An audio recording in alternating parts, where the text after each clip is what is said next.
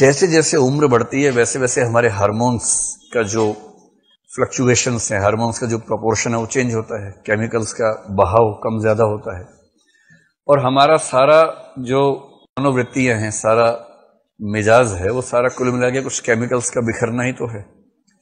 कौन से hormone secrete हुए, आपका व्यवहार, आपका सोचना, महसूस करना उसी तरह का होता है।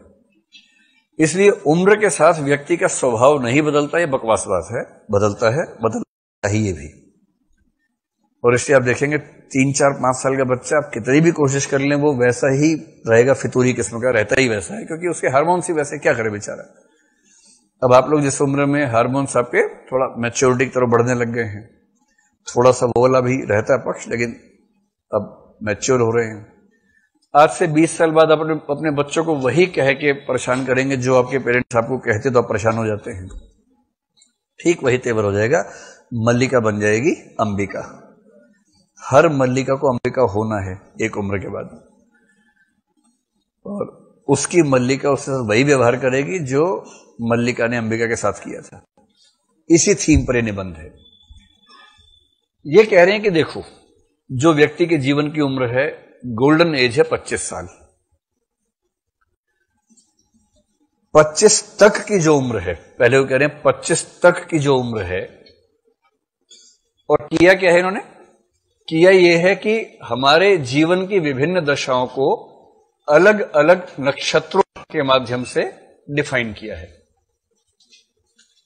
अलग अलग नक्षत्र या ऋतुएं, कि ये उम्र उस ऋतु जैसी है, ये उम्र इस ऋतु जैसी, ये इस निबंध की थीम है।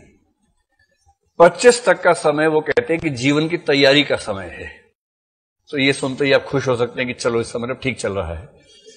25 तक का समय जीवन की तैयारी का समय है और ब्रह्मचर्य का समय है। ये भी कहा है, ध्यान रखना है कि मतलब एकांत साधना का समय है, पढ़ाई लिखाई का समय है। तो ये 25 तक का समय है जिसमें व्यक्ति जीवन की तैयारी करता है। ब्रह्मचर्य वाली बात इसमें कहीं नहीं गई है, मेरे वैसे का भारतीय परंपरा ऐसा मानती है, ये ऐसा कुछ नहीं कह रहे हैं। ये तो कह रहे जीवन की तैयारी करो 25 तक, ये मूल बात है।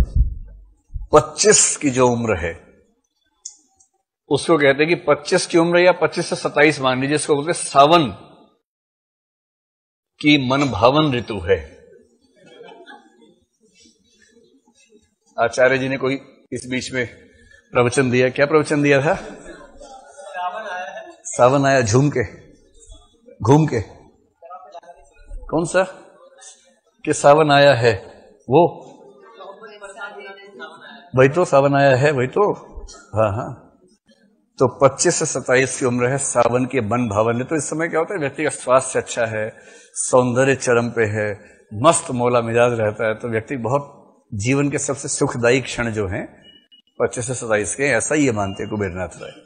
ये हर व्यक्ति के जीवन में ऐसा थोड़ा ना कि ये फार्मूला लागू होगा, किसी का थोड़ा पहले किसी का थोड़ा बाद में तो हो ही सकता है, लेकिन हाँ जनरली वो ऐसा कह रहे हैं। फिर 27 की जो उम्र है, वहां से जीवन में चुनौतियां शुरू होती हैं। 27 से चुनौतियां, एक सामान्य कथा है भाई, क्योंकि कईयों के जीवन में चुनौतियां पैदा होने के बाद से शुरू हो जाती हैं, और कुछ का तो पैदा होने से पहले ही, कि भ्रूण के सर पर जिंदा रह जाए, वही एक चुनौती है। तो 27 की उम्र से चुनौतियां, क्योंकि जीवन में खुद को स्थापित करना होता है, साबित करना होता है, चैलेंज है। सब लोग घूर के देखते हैं कि तुमने क्या किया, तुम्हारे बाकी लोग तो ये कर गए, वो लोग ये कर गए, तुमने क्या किया।